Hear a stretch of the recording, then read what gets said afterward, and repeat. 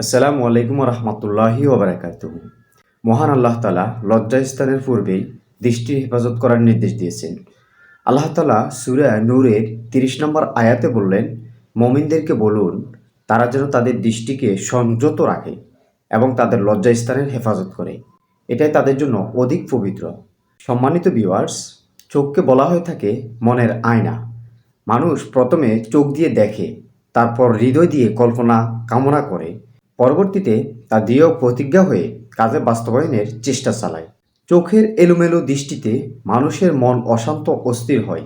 এমন পুরুষও রয়েছে যে একজন বেগানা নারীর প্রতি মাত্র একবার দৃষ্টি নিক্ষেপ করেছে, তার কারণে বছরের পর বছর ভোগ করেছে।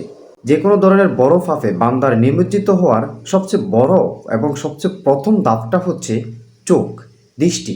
দৃষ্টি দিয়ে মানুষ সবচেয়ে বড় ফাঁফে নিমজ্জিত হতে পারে, কারণ ফাঁফের সূচনায় শুরু হয় চোখ দিয়ে। দৃষ্টি দিয়ে মানুষের পাপের সূচনা শুরু হয়। প্রিয় ভিউয়ার্স, রাসূলুল্লাহ সাল্লাল্লাহু আলাইহি সাল্লাম এক হাদিসে বলেছেন, চোখের জিনা ও দর্শন হলো হারাম দৃষ্টি।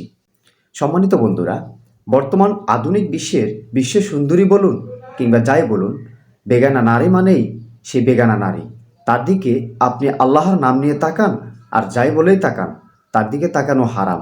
বরং আল্লাহর নাম নিয়ে তাকালে আরও ডাবল হারাম। কারণ একদিকে আল্লাহর নামের অপব্যবহার, অন্যদিকে দৃষ্টির অপব্যবহার।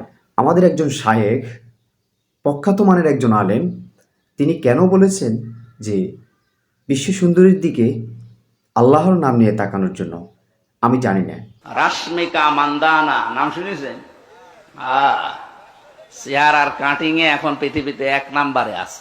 কিন্তু আমি বলবো, এই জাতীয় কথাবার্তা থেকে আলেম ওলামাদেরকে বিরত থাকা খুবই খুবই খুবই প্রয়োজন।